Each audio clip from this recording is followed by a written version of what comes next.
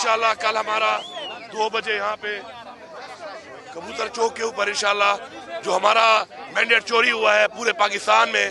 और हमारा ज़ाहिर बात है पख्तूनख्वा में भी चोरी हुआ है मैंडेट। हमारी हुकूमत तो बन गई है बहुत अक्सरियत से, लेकिन हमारा मैंडेट यहाँ पर भी चोरी हुआ है। और जिस तरीके से फॉर्म 45 के बाद एक घिनौना खेल खेला गया है, पाकिस्तान की तारीख में बदतरीन धांधली की गई है, और फॉर्म 47 और 49 पे डिक्लेयर किया गया उन लोगों को कि जो इलेक्शन बुरी तरह हार चुके थे, तो उसके खिलाफ इंशाल्लाह कल हमारा यहाँ पे एहतजाज होगा। और इंशाल्लाह हम अपना हक मांगते हैं। हम बड़ी आजिज़ी से तमाम इदारों से, अदलिया से,